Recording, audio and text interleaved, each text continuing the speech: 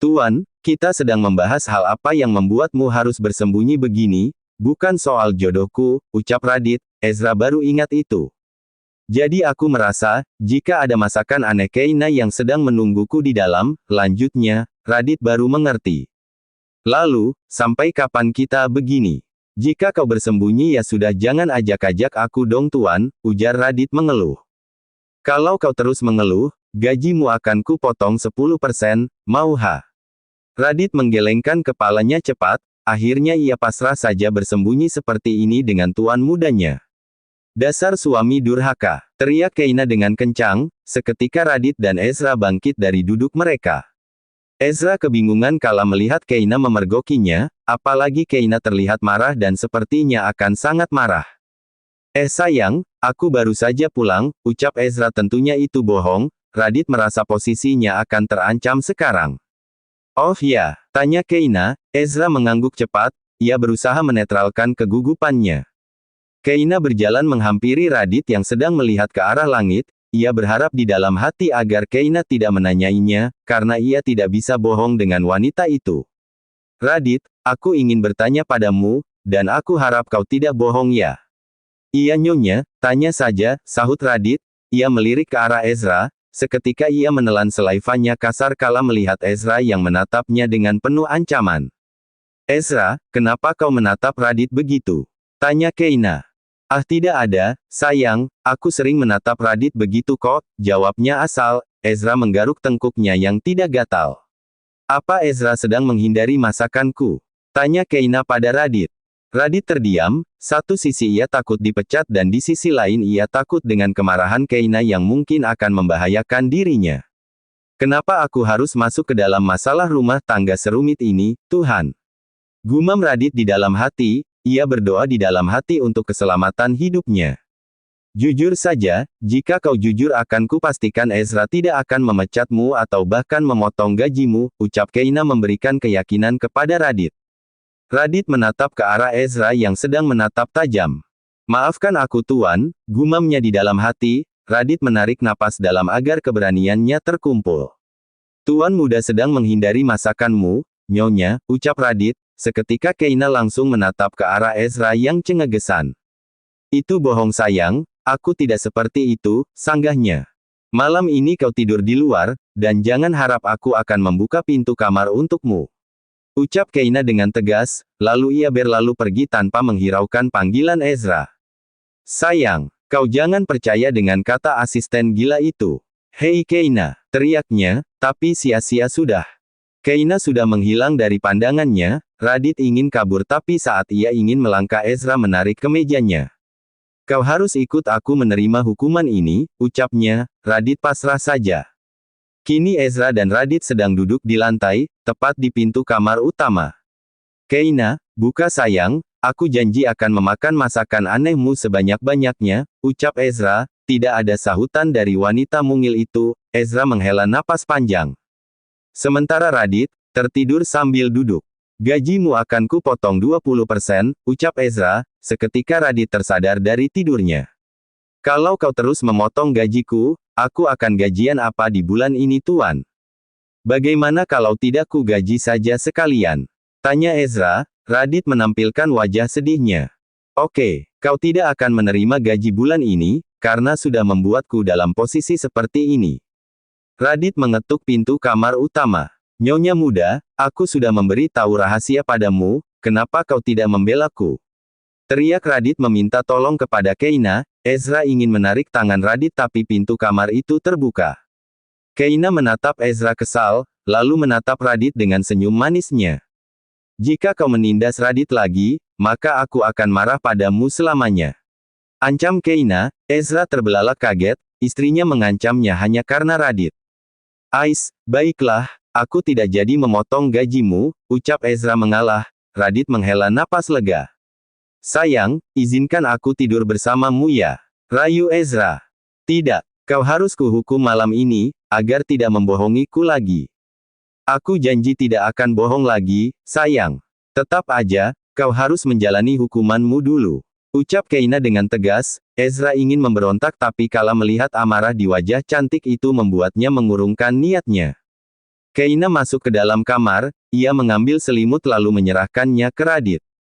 Aku takut kau kedinginan, pakailah ini, ucap Keina. Radit menerimanya dengan ragu-ragu.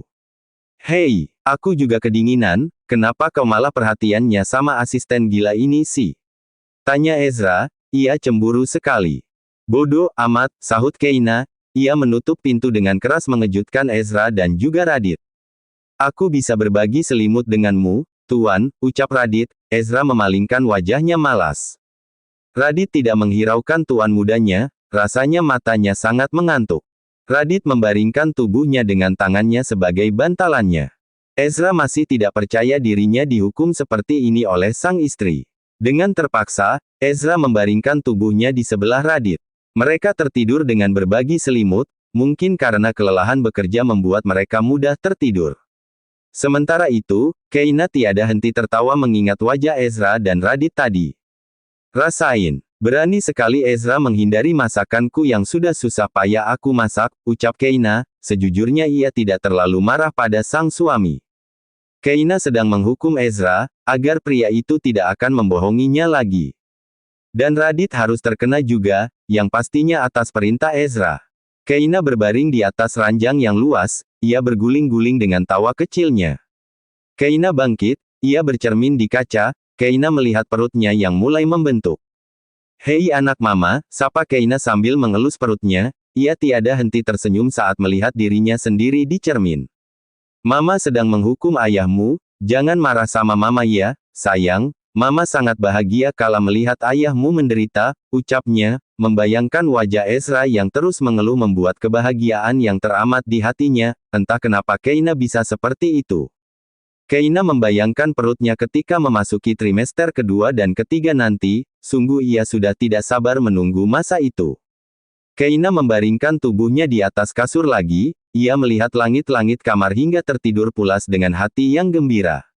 Bergembiralah Ki, walaupun itu dengan menyiksa suamimu, hahaha. Ezra memasuki kamarnya menggunakan kunci cadangan, ia tidak bisa tidur semalaman tanpa melihat sang istri. Tepat di tengah malam, Ezra memasuki kamarnya secara diam-diam, seolah dirinya adalah maling. Ezra merangkak ke atas kasur, lalu berbaring sembari memeluk Keina. Bukannya terusik, Keina justru semakin nyenyak di dalam dekapan Ezra. Ezra tersenyum tipis, ia mencium aroma rambut Keina yang sangat lembut. Tanpa membutuhkan waktu lama, akhirnya Ezra tertidur sambil memeluk sang istri. Suara burung berkicau dan sinar matahari yang terik membuat Keina terganggu dari tidurnya. Keina membuka matanya perlahan, tidurnya sangat nyenyak semalaman. Ezra sudah bangun terlebih dahulu, ia tidak ingin Keina semakin marah saat melihatnya masuk ke dalam kamar secara diam-diam. Keina merasa tubuhnya sangat rileks, dan mual di pagi harinya tidak ia rasakan sama sekali pagi ini. Keina baru teringat akan Ezra yang ia hukum kemarin malam, dengan gerakan cepat Keina bangun dari atas kasur. Ketik Keina membuka pintu, tidak ada satupun orang. Bahkan Radit maupun Ezra tidak ada di sana. Keina mencari sekeliling ruangan, tapi tidak juga menemukan sang suami. Hingga ia mendengar Ezra dan Radit yang sedang berbicara di ruang kerja. Keina mengintip dari celah pintu, ia melihat Radit yang membawa tumpukan dokumen dan Ezra yang sedang duduk di kursi kerjanya sambil membaca dokumen. Aku akan mengajak Keina ke pantai hari ini, dan aku mau kau handle semua masalah di kantor, ucap Ezra. Radit mengangguk mengerti. Intinya seharian ini aku ingin menghabiskan waktu bersama dengannya, jadi kau jangan menggangguku. Baiklah Tuan, bahkan ketika ada badai pun, aku tidak akan menghubungimu, sahutnya. Ezra menatap malas sang asisten pribadi.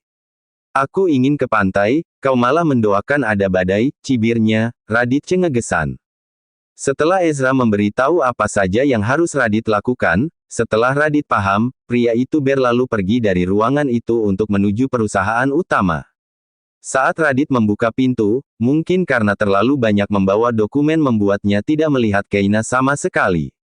Radit berlalu pergi begitu saja, Keina menghela napas lega karena aktivitas mengupingnya tidak ketahuan Radit. Kau sedang apa, sayang? Tanya Ezra yang entah sejak kapan ada di belakangnya. Keina terkejut dan malu karena ketahuan sedang menguping oleh sang suami. Tidak ada, jawab Keina cepat. Ezra tersenyum tipis. Aku ingin mengajakmu jalan-jalan ke pantai hari ini, bersiap-siaplah, ucapnya. Entah kenapa hati Keina sangat senang mendengar Ezra akan mengajaknya jalan-jalan hari ini. Aku menunggumu di bawah, kita sarapan dulu. Keina menganggukkan kepalanya mantap, lalu ia berlalu pergi ke kamarnya. Ezra menahan tawanya kala melihat raut kebahagiaan Keina, padahal hanya mengajaknya ke pantai tapi wanita itu sudah sangat bahagia. Keina memakai dress biru selutut, dan juga agar kulitnya tidak belang Keina memakai cardigan untuk melindungi tangannya dari terik matahari. Sementara Ezra memakai kaos oblong dan celana santai, membuat ketampanan pria itu semakin terlihat. Setelah sarapan, sepasang kekasih itu sudah berangkat dengan Ezra yang menyupir. Ezra ingin benar-benar berdua dengan sang istri, tanpa gangguan dari orang lain. Sepanjang perjalanan Keina terus tersenyum senang, membuat Ezra merasa lega. Setelah perjalanan yang sangat panjang, mereka sampai di pantai yang sangat indah. Keina berlarian kecil, sementara Ezra hanya tersenyum kecil sambil berjalan di belakang sang istri. Ezra dan Keina duduk di pasir pantai, mereka menatap deburan ombak yang membuat perasaan mereka menjadi tenang. Ezra, panggil Keina. Iya sayang. Keina mengeluarkan ponsel di tas selempangnya. Ayo foto selfie, aku ingin mengabadikan momen indah ini, ajaknya. Ezra meraih tangan Keina agar lebih dekat dengannya. Keina gugup, apalagi saat ini wajah Ezra bersandar pada bahu Keina. Kenapa diam saja? Ayo foto, ucapnya. Seketika Keina tersadar. Mereka berfoto selfie, Keina benar-benar sangat bahagia, mereka seperti pasangan menikah pada umumnya. Setelah puas berfoto, Keina mengajak Ezra untuk bermain air di pinggiran pantai itu. Ezra setuju saja, apapun kemauan Keina kali ini, ia akan menurutinya. Keina bermain air dengan hati-hati, mungkin takut kalau pakaiannya akan basah nanti. Sayang, kau mau ku ajak berenang sampai tengah-tengah laut sana? Tanya Ezra.